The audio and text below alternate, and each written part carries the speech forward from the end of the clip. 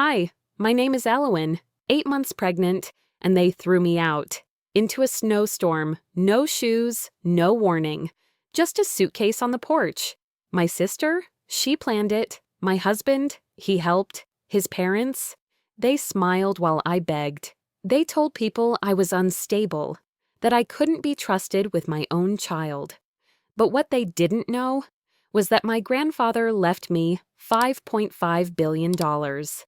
3 hours later, I stopped begging, and they started burning.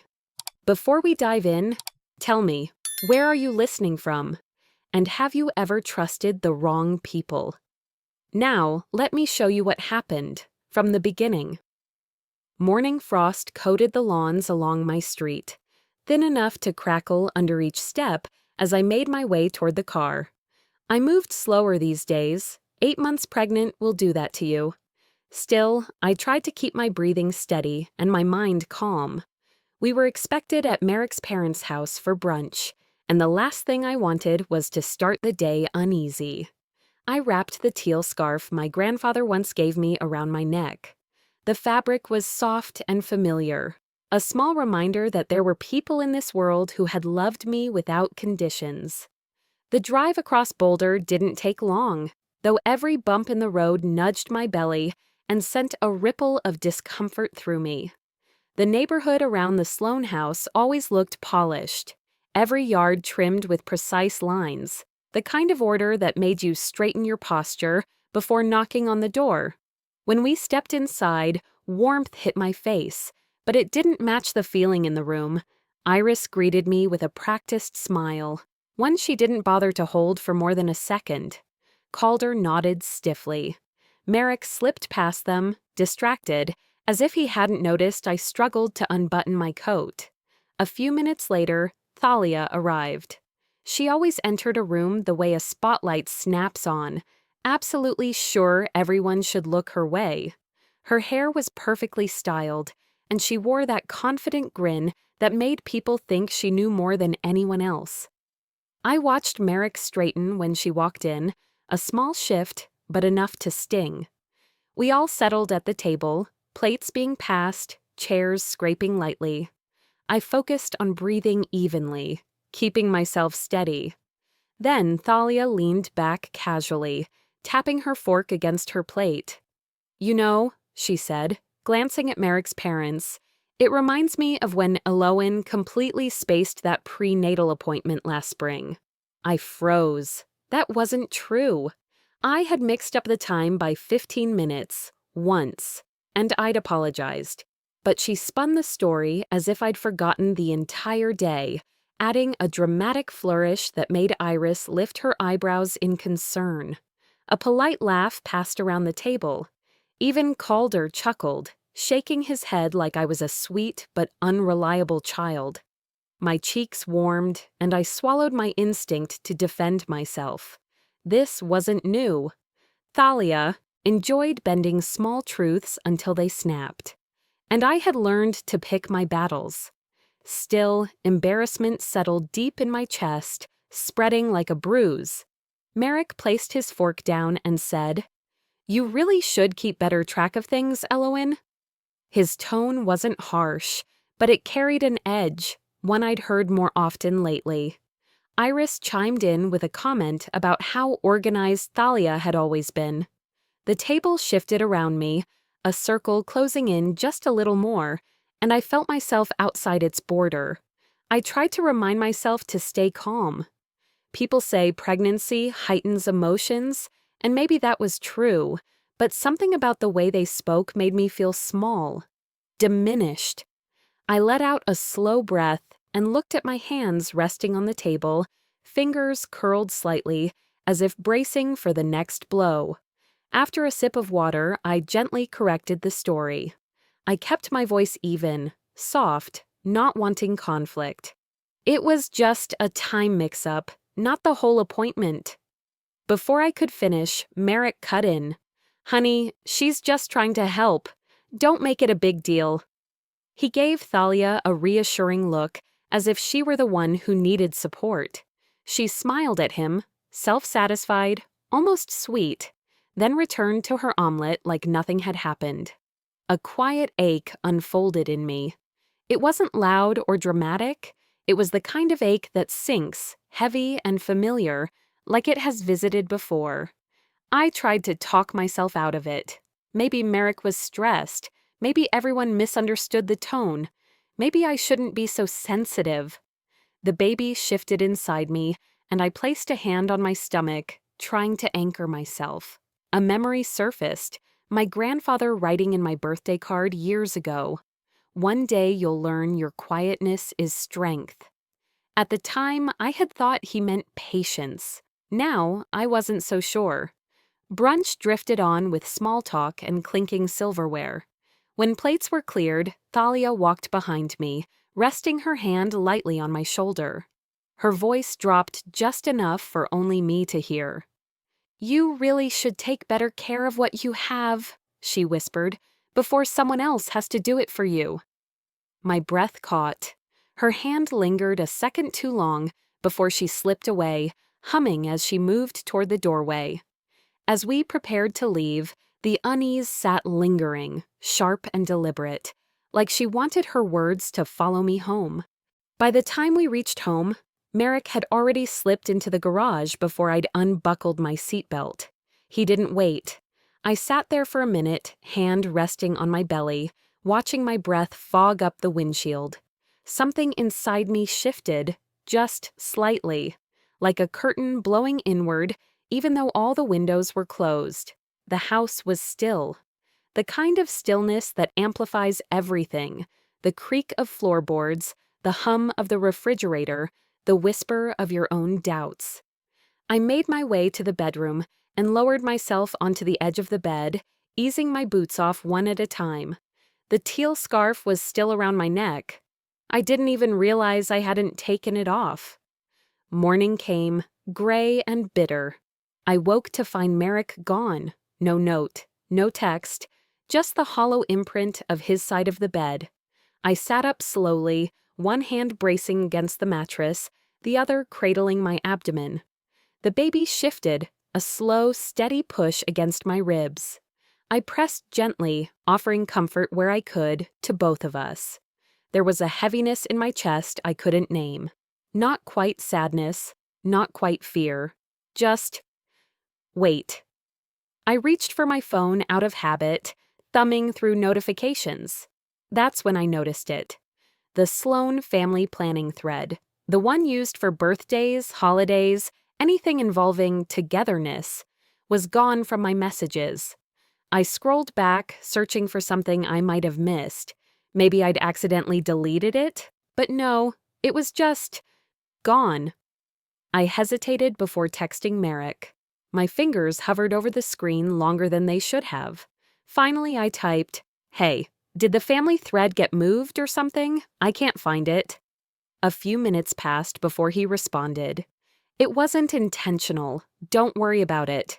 No punctuation, no warmth. Just those 7 words that felt more like a dismissal than reassurance. I sat there, blinking at the message. Not intentional. Don't worry about it. But I did. Not in a loud, dramatic way. Just a quiet stirring, like water beginning to boil before the bubbles rise. When Merrick came home that evening, the garage door hummed open and shut, but he didn't say hello right away. I heard him setting his keys down, the refrigerator opening, the clink of a glass. I stayed on the couch, watching the snow start to fall outside. He walked in finally, loosening his tie with one hand and pulling off his shoes with the other. "How was work?" I asked, careful not to make it sound loaded. He shrugged, didn't look up. "Fine." There was a pause, the kind that used to be filled with shared glances or inside jokes. Now it just sat there, cold and awkward. He moved toward the hallway but stopped halfway. "Thalia stopped by the office today. She brought those almond scones Mom likes. She's sweet like that." I nodded, forcing a smile that didn't quite reach my eyes. He looked at me. "I know she can be a lot sometimes, but she means well. You just take things so personally these days." I didn't reply. What would I even say to that? He disappeared into the bedroom, and I was left sitting there, clutching a throw pillow like it might answer all the questions I didn't want to ask. Later that week, the phone rang while I was folding baby clothes in the nursery. It was Iris. "Elowen, darling," she began, her voice syrupy in that practiced way. "I just wanted to give you a quick update on the charity benefit next month." "Oh, sure. I was going to start organizing the guest list this week." A pause. Then she cleared her throat gently. "Actually, Thalia's going to take care of it this year. With everything going on, your pregnancy, the stress, I just think it's best if someone with more bandwidth handles it." Bandwidth, like I was some faulty server about to crash. "I see," I managed. "It's not personal, dear. We just want you to focus on resting. You've always been a bit high-strung, and the baby needs you calm." Her tone was all kindness on the surface, but underneath it sliced, like being benched from a team you used to captain. After we hung up, I sat in the nursery, blanket still in hand, and stared at the crib. It looked untouched, too perfect. Like something in a catalog, not something real. I wondered, not for the first time, if I was imagining it all. Maybe I was too sensitive. Maybe pregnancy was messing with my perception. But then, why did everything feel like a rug being pulled slowly from under me? I tried to convince myself they meant well. Merrick, Iris, even Thalia in her twisted way. Maybe she thought she was helping. Maybe this was just one of those rough patches that everyone talks about, but no one warns you how deep it cuts. Still, a part of me, buried but not broken, knew better. That night, I passed the study on my way to the kitchen and heard Merrick's voice. Low, careful, almost conspiratorial. "Bors, she's not going to push back. She never does. Just be smart about it." Then a pause. "Yeah, Thalia, I know. Just make sure it doesn't blow back on us." I stepped closer, just as he ended the call. He turned, startled. "Work thing," he said too quickly. "Nothing important." I didn't say anything. I just stood there, waiting to see if he'd offer more. He didn't. I nodded and walked past him toward the sink, filled a glass with water, and stared out the window. Snow had begun to fall heavier now, blanketing everything in a deceptive softness. After dinner, Merrick retreated to his office. I slipped on my coat and stepped outside onto the back porch. The cold hit me immediately, sharp and unforgiving. I tightened the teal scarf around my neck, the fabric comforting against the wind. The trees were still. The world was quiet. But inside me, something was beginning to turn. A storm was coming, and it wasn't just the one in the sky.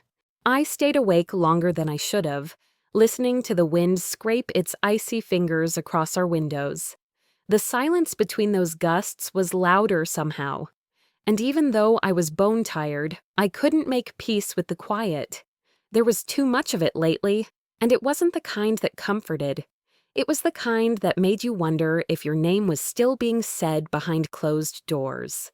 When I finally did fall asleep, it was shallow and restless. I woke early the next morning to Merrick's side of the bed already cold. No alarm, no movement, no trace of him except the faint scent of his cologne lingering in the sheets. I pulled myself up slowly, rubbing the sleep from my eyes. I padded into the kitchen, one hand resting on my belly, the other trailing along the edge of the counter for balance. His coffee mug sat in the sink, clean, dry, which meant he never poured the coffee he always claimed to need before starting his day. Just left, again. I stood in the quiet kitchen, bare feet against the tile, watching frost lace itself across the edges of the window. Something was building, I could feel it. But no one had said it out loud, not yet. Later that afternoon, I was sitting on the couch, scrolling through my phone, half looking for distraction, half for some reminder that I still existed in that family's orbit. That's when a notification popped up. Event reminder, Sloan Family Review. My breath caught. I tapped into the calendar entry. The meeting had already passed, held the night before at Iris and Calder's place. Attendees: Merrick, Iris, Calder, Thalia. My name was nowhere. I blinked, rereading the list like maybe I'd missed something. But there it was. A tidy little gathering titled Family Review. What did that even mean? The name alone felt corporate, cold. I sat there, staring at the screen, my heart beating slow but heavy. No one mentioned it, no heads up, not even an after-the-fact excuse. They'd gathered, talked, probably made decisions that affected me, and didn't see the need to include me at all. When Merrick came home that evening, I waited until he was out of his coat before I said it. I saw the calendar reminder, the family meeting last night. He looked up, just briefly, then down at the buttons on his sleeve. It wasn't about you. I crossed my arms. Still, I would have liked to know it was happening. He sighed, like I was a weight he'd picked up by accident. It was just logistics. Thalia's taking the lead on a few things this year. My parents thought it'd be smoother to go over it without a lot of extra voices. Extra voices? I repeated, quietly. He didn't answer. He just walked past me into the study. And that was it. I stood alone in the living room, hands clenched without realizing. My ribs felt tight, smoother.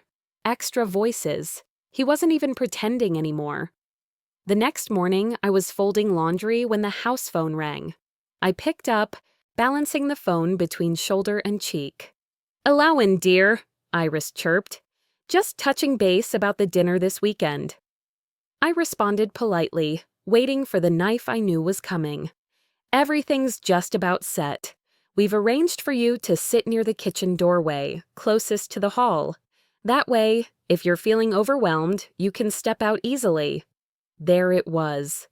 "Thanks for thinking of me," I said, my voice even. I hung up and stood there, phone still in hand. I knew that spot. It was the one where the caterer usually stood with the dessert tray. Not a seat for family, and certainly not for the pregnant wife of the family's only son. They weren't just excluding me anymore, they were reassigning me. I went out for a drive after that. No real destination. I just needed to sit somewhere that didn't feel like it had been rearranged without my input. I ended up parked near the small park at the edge of town, snow gathering gently on the hood of the car. I turned off the engine, letting the silence settle. My hands rested over my belly. My baby moved beneath them, slow and strong. And for the first time, I thought, not in passing, but with intention, this isn't just about me anymore. If they wanted me quiet, passive, manageable, that version of me was slipping further away by the hour. Later that evening, I sat on the floor of our bedroom, scrolling through old photos stored on my phone, birthday parties, holiday dinners, baby showers for cousins I barely liked.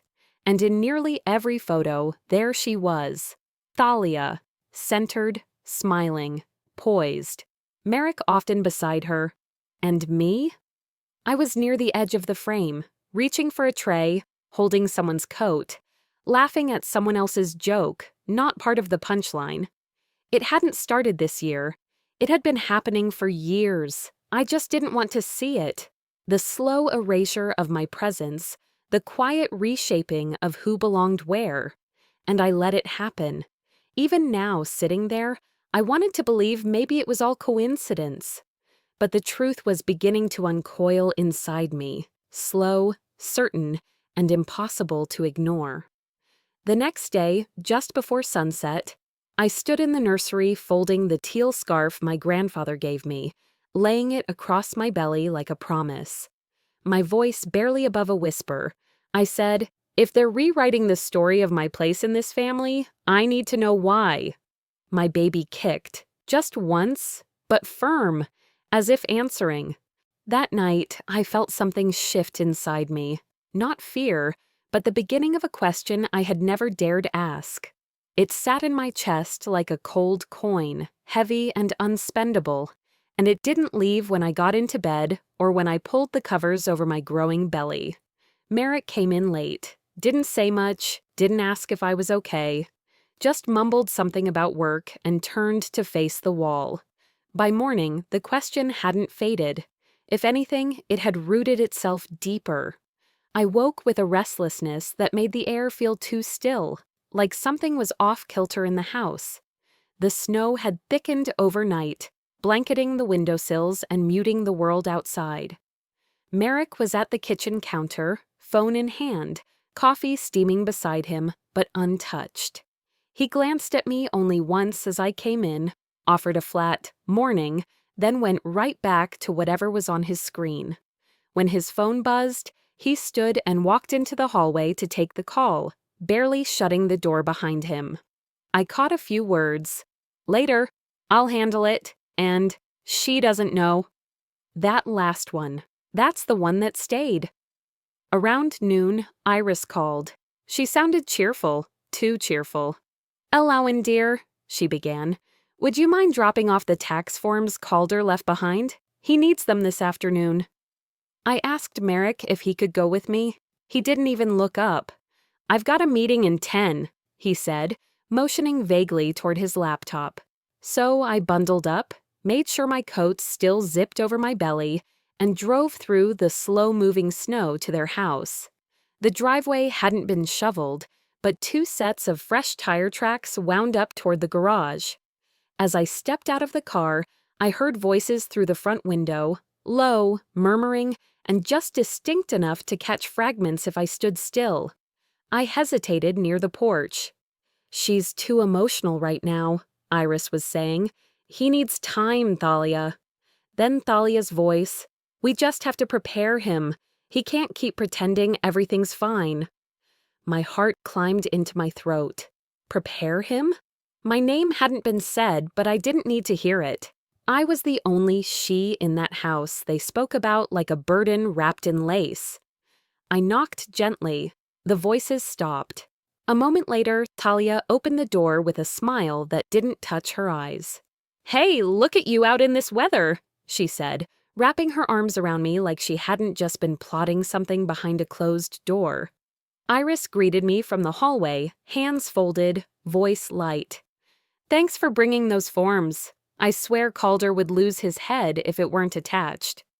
I handed them over, muttering something about getting back before the roads iced. Thalia brushed a hand over my shoulder. "You look tired," she said gently. "Maybe try resting more." I nodded, ignoring the way her words settled like frost on my skin. Back in the car, the heater still warming up. My phone buzzed. I glanced at the screen. Merrick. I don't know how to talk to her anymore. She twists everything into an argument. "I'll call you later." My breath caught. It wasn't meant for me. He sent it to me by mistake. That message, it was for her, for Thalia. I pulled the car over, sat there in stunned silence as the snow flurried around me. The betrayal wasn't loud. It didn't come with lipstick on a collar or a hotel receipt tucked into a wallet. It was quiet, intimate. Private conversations about my flaws sent to my sister. Thoughts he wouldn't share with me, confessions he chose to offer her instead. He'd chosen her, emotionally at least. I drove home on autopilot. The trees passed in a white blur. When I walked through the door, I didn't take off my coat. I just sat on the stairs, phone in hand, scarf clutched so tightly it hurt. They've already replaced me in his heart, I thought. And just like that, the blindfold I'd worn, out of love, out of habit, out of fear, slipped off. This wasn't random. It wasn't accidental. It was planned. Thalia wasn't just chipping away at me from the side. She was aiming directly for the center. By evening, the storm outside had thickened. I stood by the window, the lights in the living room low, my hand resting on my belly, the other gripping the banister so tightly the wood pressed red into my skin. And I said it, out loud, a sentence I never thought would come from my lips. What if they're trying to push me out? That night, a terrible truth pressed into me. If they wanted me gone, they were already laying the groundwork. I lay there in the dark, listening to Merrick's steady breathing. My eyes traced the cracks in the ceiling that had always been there but only now looked like they meant something. I barely slept. I kept thinking, what comes next? By morning, I felt like I'd aged a year overnight. My joints ached, my head throbbed, and the quiet between us in the kitchen stretched longer than the Colorado winter. I moved slowly, pouring myself coffee just to hold something warm. Merrick shuffled around the bedroom behind me, saying nothing, as if our lives hadn't changed shape the night before. I heard the front door open a while later. "I'm taking Moxie out," he called vaguely. I didn't answer. From the hallway window upstairs, I watched him stand in the backyard with the dog trotting off on her own. Merrick didn't move. He just held his phone up to his ear, talking low, one hand on his hip. When he caught a glimpse of my reflection in the glass, he ended the call abruptly and looked down like he'd just remembered he was supposed to be walking the dog. I stayed upstairs. Eventually, I sat at the desk in the guest room to check the tracking for the crib mattress I ordered. Merrick had left his laptop open again. I hesitated for half a second, then clicked. An email thread blinked open. Subject line: Options. Thalia had written it. Iris was copied. So was Merrick. It didn't look like gossip. It looked like a plan. Phrases jumped out at me like flashing lights. Her emotional instability is making things difficult. We believe Merrick needs space for clarity. No direct confrontation yet. It could escalate things. She's in a fragile state. We need to help him reframe the environment. Help him restructure the environment? It sounded like they were talking about rearranging furniture, but it was me they were trying to move. I sat back, heart pounding in my throat. They were building something behind my back. Not a conversation, not even a judgment. A narrative. One where I was the unwell one, the overreacting, unstable, hormonal wife who couldn't be reasoned with. I closed the laptop slowly and walked to the couch. First, I sat on the edge, then slid to the floor, knees pulled to my chest, belly heavy between them. Was this my fault? Had I become too much? Had I actually worn him down? I thought of a moment years ago when my mom, frustrated with how I let people walk over me, snapped, "You give too much, Elowen. Then they blame you for being tired." It hadn't made sense to me then. Now it did. I don't know how long I sat there, maybe an hour, maybe 10 minutes. The front door creaked open. Merrick's boots thudded on the mat. I didn't move. He stepped into the living room but didn't take off his coat. He looked at me like he'd already decided what role I was playing in his little story. "Elowen," he said carefully. Something in his voice was different, measured. "You've been overly emotional lately." I looked up. "Everyone's worried about you," he continued slowly, as if checking boxes. "You twist things into arguments. You're spiraling. I need some space, just to breathe." His words weren't his. They were pulled, almost verbatim, from the email. I stared at him.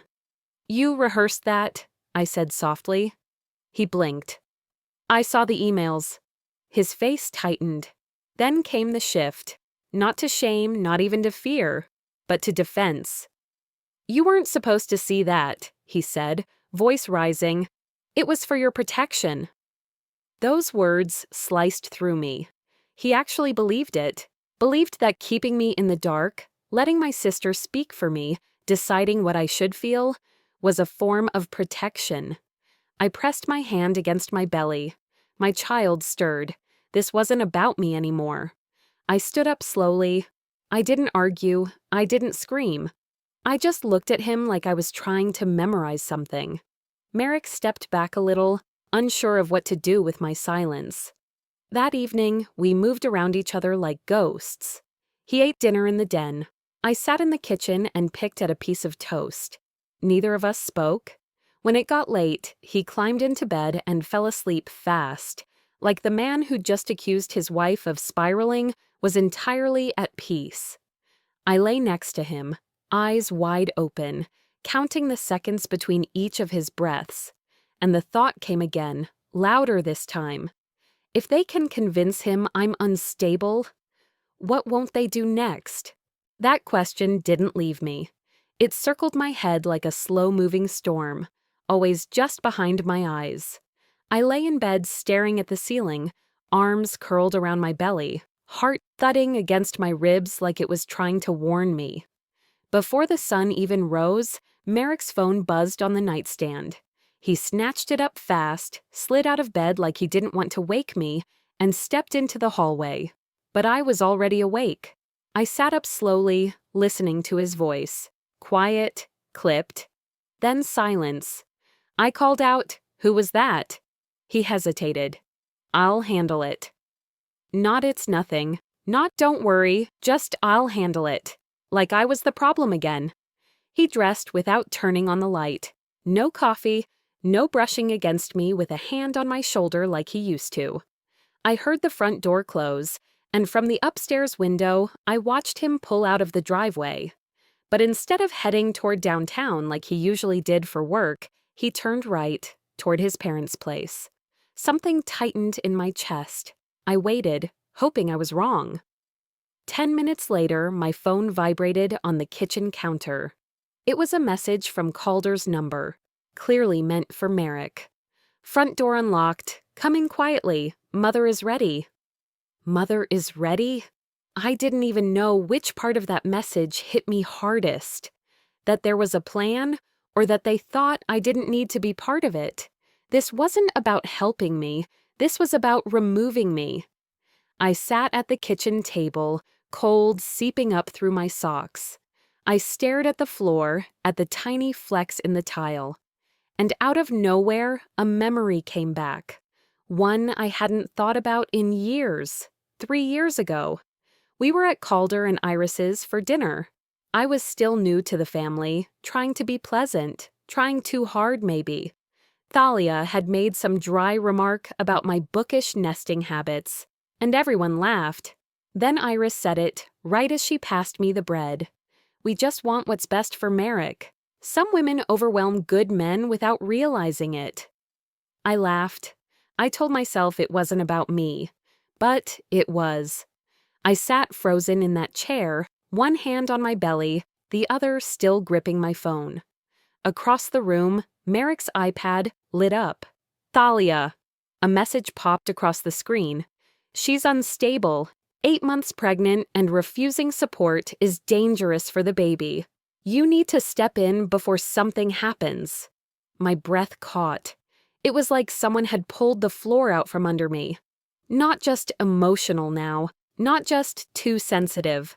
Now I was dangerous, a threat, to my child. I didn't even remember standing. But suddenly, I was across the room, the tablet in my hands. I read it again. Refusing support. That's what they were calling it now. Me trying to stay in my home. Me asking for a voice in my own marriage. That was refusing support. I didn't cry. For once, I didn't even shake. Something shifted inside me. Not big, not loud, but firm, like the first bit of ground you find when everything else is sinking. "No," I said out loud, quiet but certain. "That's not who I am." I opened my laptop. I started saving everything, every email, every screenshot, every timestamp. I didn't know what I would do with it yet, but some part of me, some new part that wasn't there even yesterday, knew I'd need it. By late afternoon, the snow outside had thickened again, soft flakes swirling like static against the glass. I stayed in the living room, lights off, blanket over my legs, waiting for the sound of the garage door. When it finally groaned open, I felt my stomach tighten.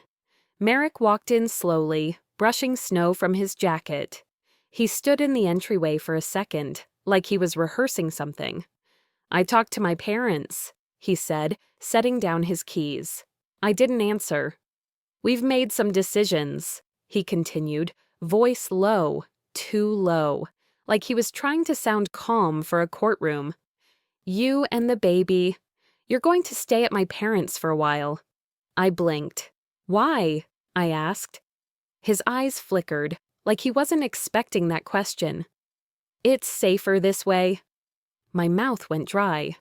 Safer for who? I asked, but I already knew the answer.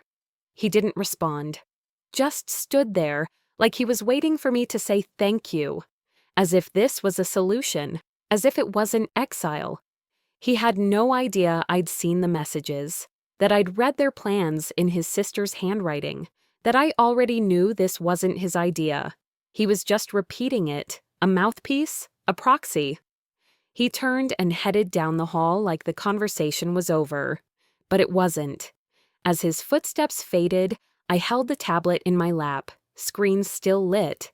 The snow outside was blinding now, the sky thick and low, and I whispered into the silence, they're planning to take control of my life, and my child. That thought stayed with me long after the house went quiet. It followed me into the night, into the few hours of restless sleep I managed, and into the cold, gray morning that greeted me when I finally opened my eyes. Snow pressed against the windows, thin and steady, like the day itself was holding its breath. I pulled myself upright, joints stiff, and listened. Car doors shut outside, more than one. I moved slowly through the hallway, the floor creaking under my weight, and reached the front door. The voices came first, low, tense, familiar. Merrick, Corinne, Dorian. I stayed behind the door, holding my breath, listening as Corinne said, "It has to be today. Today, not someday, not soon. Today." They didn't knock. They didn't call my name. They were gathered on my own porch discussing me like I wasn't inside, like I didn't exist behind the thin wooden door between us. When Merrick finally stepped inside, he carried a stack of papers. His face looked scrubbed of emotion, like someone had pressed the life out of his features. He held the packet toward me. "You need to read this." I took it, hands trembling even before I saw the header. A printed email from a social services liaison, a concern report, filed by my husband and his parents. Should the situation escalate, we are available for evaluation. I felt my knees weaken. The words blurred in front of me. An evaluation. For me. At 8 months pregnant. My throat closed. I hadn't done anything, nothing except ask to be treated like a wife instead of a project. Nothing except want my child to grow up in a home where truth meant something. A memory flashed. I was 12, sitting on my childhood sofa, while a school counselor stepped into our home after my mother had been hospitalized. Mom had cried afterward, terrified they'd take me away if she appeared unstable. I didn't understand her fear then. I understood it now. Before I could breathe again, the door swung open. Thalia walked in without knocking, snow still clinging to her coat. She didn't look at me first. She hugged Merrick. Then she stepped back, swept her eyes across the room, and began. "Elowen, we're all scared. Your choices lately. They've worried us. You push support away. You make impulsive decisions. And Merrick..." She placed a hand on his arm. "He's exhausted." Corinne nodded behind her like a judge agreeing with a witness. Each word hit with careful precision. None of it true. All of it rehearsed. I tried to speak, but every time I opened my mouth, one of them stepped over me. They formed a loose circle, a quiet blockade, and talked about me as though I weren't standing right there. They asked questions I couldn't answer quickly enough. They interrupted when I tried. They reshaped my words before they even left my lips. It wasn't concern, it wasn't help. It was a coordinated push, a removal wrapped in love. I looked at Merrick, hoping to find even a flicker of the man I'd married. He stared at the floor like he didn't know where else to look. Something in me cracked. Something else began to burn. When the room finally stilled, Merrick stepped closer. His voice sounded calm, almost gentle, which somehow made it worse. "You're moving into my parents' house today. If you refuse, I'll have to protect the baby. You know what I mean." Time stopped. Corinne folded her hands. Dorian exhaled. Thalia watched me like she was waiting for the moment I'd break. It wasn't a suggestion. It was a threat. One only a parent could understand fully. A threat against my right to my own child. They stepped outside to give me space, leaving me standing alone in the living room, snow-filtered light spilling across the floor. My body shook, but not from fear. I reached for my phone, every breath tight and shallow. I scrolled to a name I'd never expected to need. Royce Delgado, my grandfather's attorney for nearly 40 years. When he answered, I didn't bother with a greeting. "I think my husband is trying to take my baby." There was a long pause. Then his voice hardened. "Elowen, do not sign anything. Do not leave with them. I'll be there in 3 hours. 3 hours. I could hold on for 3 hours. I set the phone down and pressed a hand to my belly. My child shifted beneath my palm, steady and real in a world that suddenly felt slippery and false. I stood there, breathing slowly, letting the truth settle deep into my bones. I was done begging them to see me. I was done shrinking to fit their version of me. I was done letting them script the story of my life. They wanted the quiet, compliant version of me. They were about to learn I wasn't built to disappear. It started with the sound of keys in the front door. No knock, no courtesy. Just the turn of metal in a lock and the cold gust of wind that followed them in. Merrick, Corinne, Dorian, and Thalia. Each of them stepped inside like it was their home, not mine. They were carrying 2 suitcases. Mine, not theirs. Corinne placed one down near the stairs, brushing snow off her coat like this was any other day. "We packed the essentials so the transition is easier." Thalia smiled, that sickening, manufactured kind, and added, "You'll be safer with supervision." I didn't move, didn't speak. A strange clarity had come over me, one I hadn't felt in weeks. Like the storm inside me had frozen solid into something sharp and unbreakable. I looked at them, all of them, and realized something important. They had absolutely no idea who they were dealing with anymore. They positioned themselves between me and the door. A deliberate wall. 4 of them. One of me. Merrick stepped forward and held out a single-page form. "This is just to confirm temporary placement with my parents," he said, voice stiff and overly calm. The phrasing, the pacing, the practiced tone, it was a tactic. Overwhelm, corner, confuse, but not today. I didn't flinch, I didn't shrink. Dorian cleared his throat and began reading from a typed page. "Elowen has exhibited signs of emotional instability. Family support is necessary. This arrangement is temporary."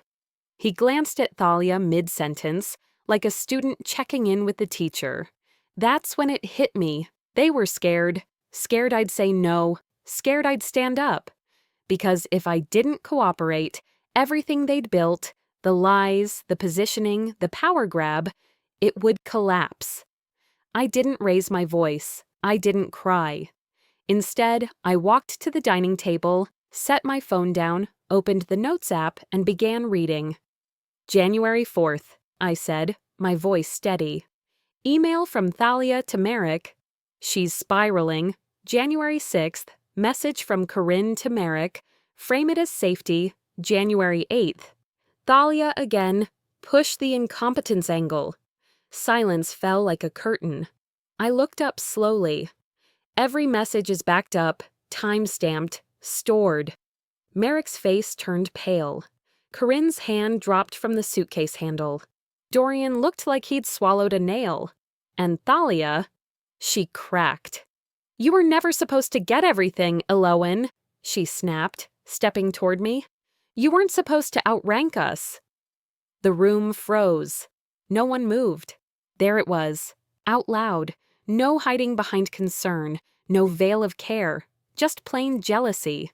Merrick turned to her, stunned. "Thalia!" Corinne hissed. "Thalia, stop!" But the damage was done. The truth was out, ugly and bare. Merrick tried to backtrack. "She didn't mean that."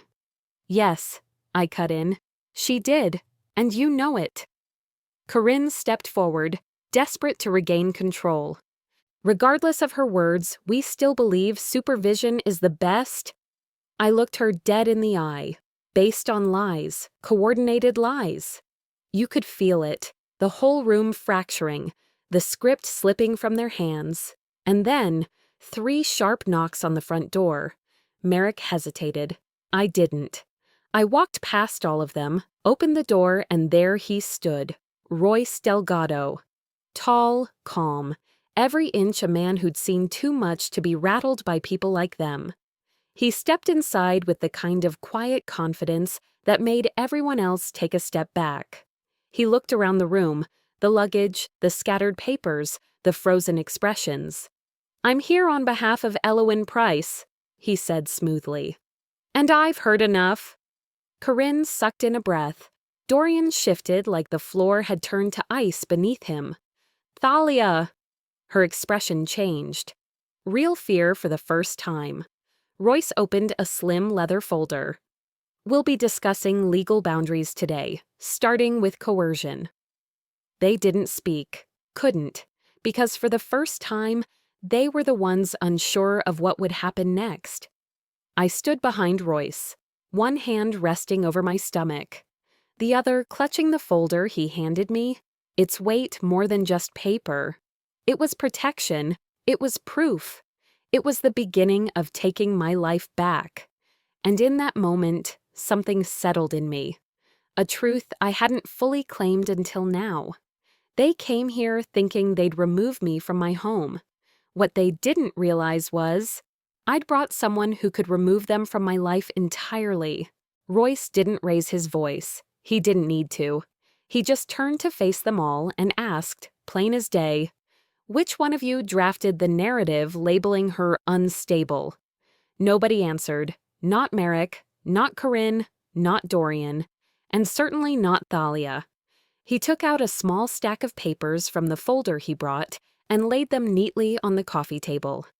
"These are time-stamped messages, communications between this group, emails, texts, even forwarded voicemails, every single one pointing to a coordinated attempt to create a false narrative against Elowyn Price. You could have heard a pin drop. He didn't gloat. He didn't accuse with emotion. He just laid out the facts, cold, undeniable. You claimed she's unstable, that she needs supervision, that she's making erratic choices, but your own words show something very different." Merrick's posture started to wilt. His fingers curled inward slightly, like he was bracing for impact. Then Royce looked at Thalia. "You're not her legal guardian. You're not her therapist. You're not even her medical provider. And yet you inserted yourself repeatedly into her marriage, using language designed to provoke doubt and fear. That has a name: undue influence." Thalia opened her mouth to respond, but he raised a hand before she could speak. "Don't. The more you say, the deeper you'll sink." The entire room seemed to tilt. For once, the power wasn't in their corner. Corinne stumbled to justify herself. "We were trying to help her. She's pregnant. We were worried." "Help," Royce interrupted, "requires honesty. What I'm looking at is coordination and manipulation." Dorian, who'd mostly hovered near the fireplace like he wished he could melt into it, muttered under his breath, "She always overreacts."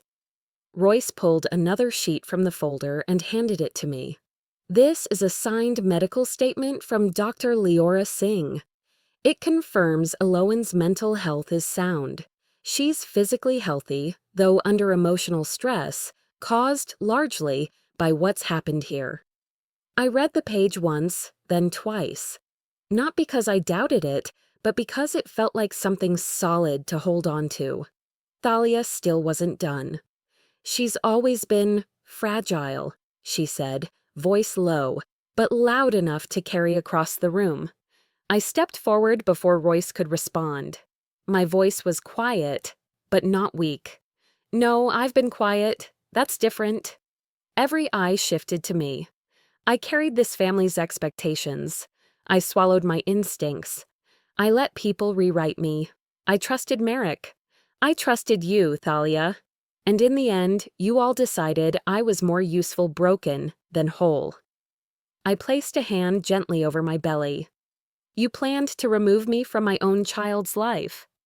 Merrick finally looked up. His eyes were rimmed red, but I couldn't tell if it was shame or fear. I didn't care anymore. "I won't fight you with lies," I continued. "I'll protect myself with truth." The room was so quiet, it buzzed. Royce reached back into the folder and presented 3 documents. The first is a temporary restraining boundary, effective immediately. The second is a cease contact directive. And the third is a legal statement asserting sole medical autonomy for Aloan Price, which includes protection from coercion, forced relocation, or manipulation during the remainder of her pregnancy. Merrick's mouth opened, but nothing came out. Then softly, "Aloan, please." I looked at him. This man I once thought would defend me to the world, and I said the last thing I would ever need to say to him. "I needed a husband. You chose an audience."